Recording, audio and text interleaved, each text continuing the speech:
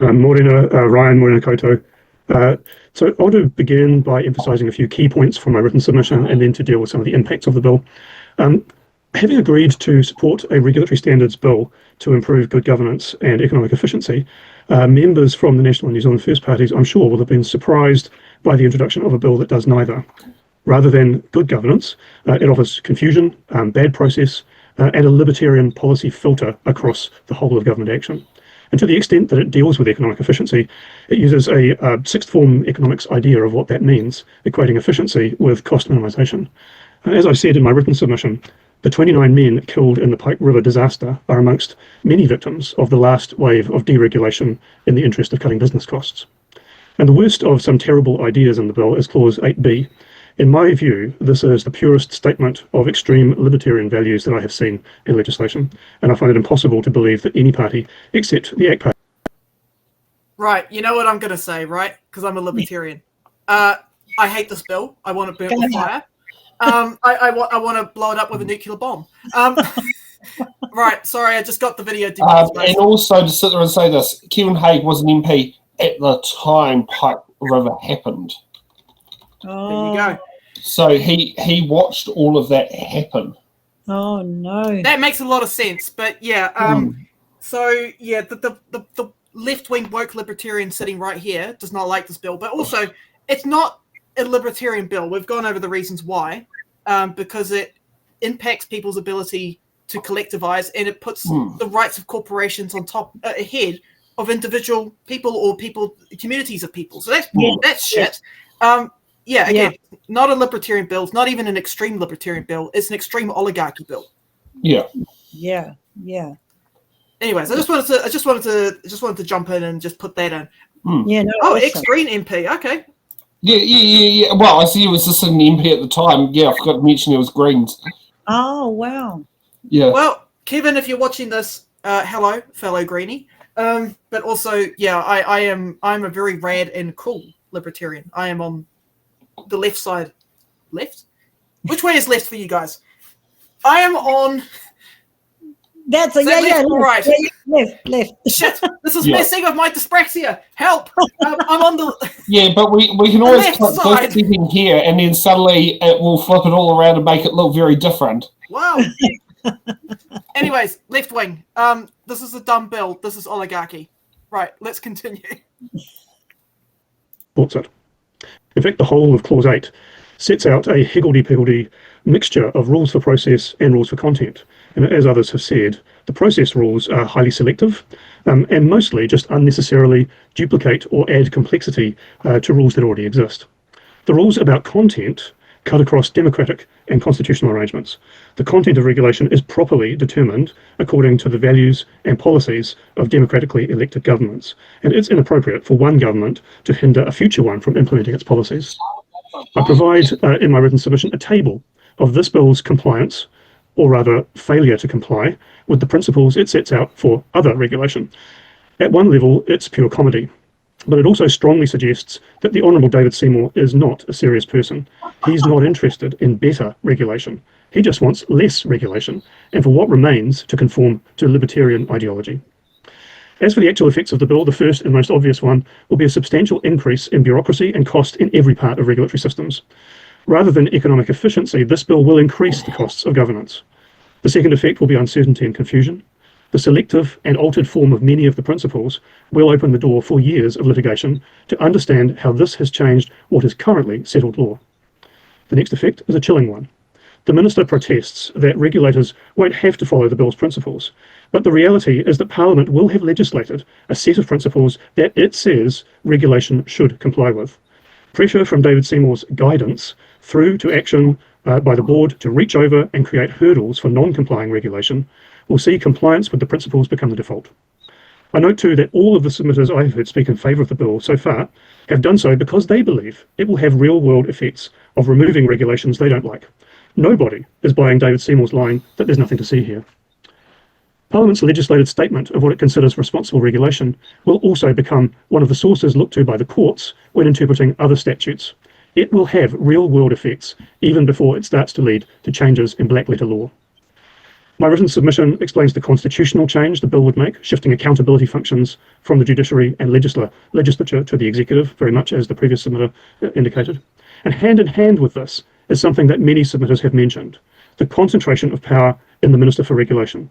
Extreme libertarian goals, but authoritarian means for achieving them, and neither should be supported by any party except ACT. All of the criticisms of earlier versions of the bill, low probability of achieving its aims, high probability of unintended consequences, little confidence that any gains will outweigh costs, constitutional change by stealth, and anti-democratic nature apply to this bill too, and it should be dumped. Okay, we have met time, but we're just waiting on the next submitter, so I will go to Dr. Deborah Russell with a question. Thank you, Ryan. Thank you, Chair, and thank you for your submission, Kevin. I'm looking at clause 24, and you've addressed it in passing. So that's the clause that says that the Act does not confer a legal right or impose a legal obligation on any person as enforceable in a court of law. I've been wondering about this because the same sort of thing happens with our Bill of Rights, but it does seem to have been read into legislation. Do you have any sort of knowledge or insight into that? Look, I don't. It's not my area of expertise, as I say in my written submission. My biggest concern around that is that by not conferring rights or responsibilities, it achieves the bill's effect of embedding that libertarian filter at the heart of government, but without doing so in a way that opens the door to judicial scrutiny. So that the effect of clause 24 is in fact to further remove the actions of the executive from scrutiny by the judiciary. So it's interesting. I think you referenced the Eye of Sauron in your submission somewhere, or if it was yours or someone else's, but it feels a Trojan horse to me. I'm reminded of Sir Geoffrey's memorable phrase in one of his books from the 1980s, unbridled power. And what's proposed for the Minister for Regulation is pretty close to that exact description. Okay, thank you. Thank you for your submission. Thank you, Deb. Yeah, not only is Seymour not a serious person, he is also not a very serious libertarian, because a libertarian bill would include people, not exclude them. It would also actively encourage people to participate in the legislative process. Like, if not call them bots. Yeah, not call them bots and not call them victim of the week. Like, a libertarian would actually be sitting there listening to the people, right? Because they respect the freedom of individuals, and they respect the fact that they need to be consulted. You can't, libertarians, if you call yourself a libertarian, right, and you're serious about that word, you can't just cherry pick through the submissions you like. You have to get an overall picture. Yeah. But yeah, this is like an Eye of Sauron bill. I like that analogy. It's great. Yeah.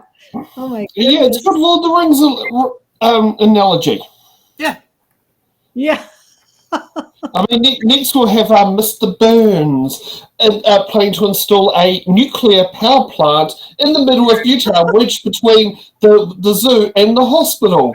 Well, you know, with the price of electricity right now, you know, if you try to stop him, it could get in the way of his profits. Yeah. Oh, and then he could sit there and put the little thing over there that gets rid of the sun. However, I think in Wellington, if he tried to do that, he'll probably still have his sun shield destroyed by the wind. Oh, Okay. this is so ludicrous. I'm just like, I can't. Oh my goodness, it's like a comedy. Yeah. And I mean, this is our parliament. Yeah. We pay these people. And we pay them very handsomely well. Oh, yeah, they're not starving. I mean, put it this way. You know, we can probably get to, what do you call it, about 8 people dole payments for every MP we have in office. Yeah, this Yeah, is, I mean, I don't know what the fuck ACT is at this point. I call them Larpatarians because they're pretending. I feel so like, you know, I feel so fucking mad because like I'm thinking this is happening in my country and like, oh my goodness.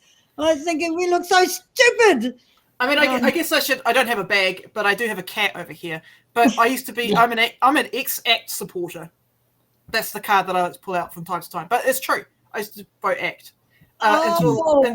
Until I started looking more and more into libertarian writings that were made by the old school libertarians, the guys before, kind of like we had this weird moment in the 1970s, people freaking out, better bring in neoliberalism, you know, learning about what they thought about things, right? And I was like, oh, okay, so you're telling me that libertarianism doesn't work unless workers have autonomy.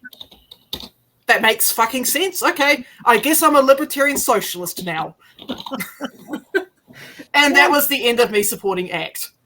Oh, yeah. I mean, it's like, oh my goodness, it's like, can we not just, dispose of him in an environmentally friendly way? Like, gosh. I agree.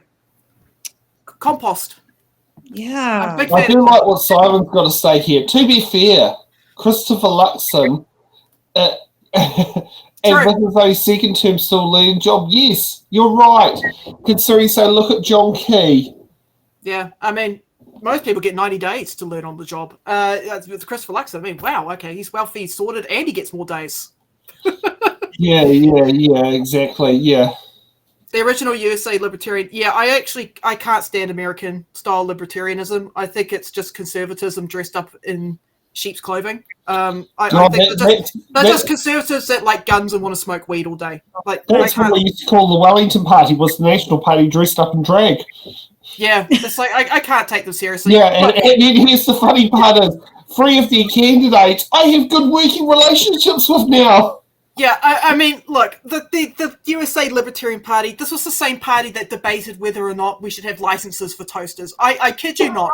They are not very serious people. They even tried to run a right-wing libertarian town that got overrun by bears. Like, you can't, like, these people, don't put them anywhere near power, okay? Now, just want to ask, does anyone remember getting a pen license at school? A what? A pen license.